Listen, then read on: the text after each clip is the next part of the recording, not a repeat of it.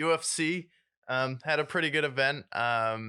They had Oh yeah, you went out to watch it, right? yeah, I went out to watch it. So we had Kamara Usman and Leon Edwards part three. So this is a three-part trilogy. Usman got the better of him the first time, and then Leon Edwards championship fight is 5 rounds instead of three. Hmm. Went to the fifth round, was losing the whole fight, then scores the knockout on Usman, takes the belt away from him, and then this fight is a pretty fair fight. But what stood out to me was Kamaru Usman threw 263 punches and landed 108.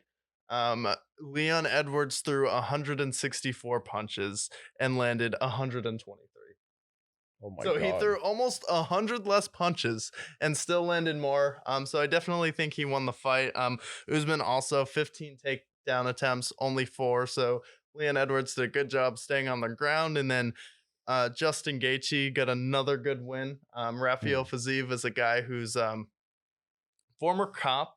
And then he's been kind of up and coming in the UFC, but he moves to 12-2. And then Justin Gaethje gets a much needed win. He's had some tough fights recently, battled through some injuries, but good to see him Hmm. winning. And then it looks like we're going to have Colby Covington versus Leon Edwards fighting for the belt. So that's a fight I'm looking forward to see. So overall, UFC definitely think it's filling a void on Saturdays for a sport. And then whenever we have like the NBA playoffs, UFC on Saturday, or we have the NBA and the NFL, it's been a really good addition. And I think it's something that the fight industry just needed a revival because boxing is just not it anymore. People aren't Hmm. very interested. And then UFC is pretty interesting because you can be wrestling, you can have kicks, elbows, and punches. Where boxing, it's kind of like players aren't interesting anymore.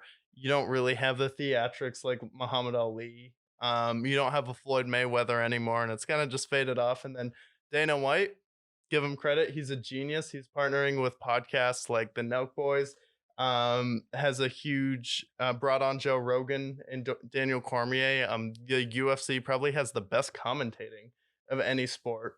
So with that involved, it's like Dana White able to bring a much needed sport, and it's really starting to take off. Made some deals with Vegas too, and then he stepped up in COVID as well. Hmm. Um, he made sure that the UFC was able to keep going when there was a huge void for entertainment there. So thoughts on like Dana White as a businessman, then being able to kind of fill that void, then we'll wrap up. I think he's a very intelligent entrepreneur. I think he's a great businessman for the UFC. The fact that he's been able to leap WWE and boxing pretty quickly, I would say, Yeah. is a lot to say, and it's a good product. I'm not super deep into the UFC, but I do like those primetime matchups, Yeah. and it's a scene where you get gambling involved with boxing, which seems like that they've been kind of commingling for a while. I mean, seriously, you're talking about a shit ton of money. This is exactly what people did in the 20s. It's Yeah. amazing.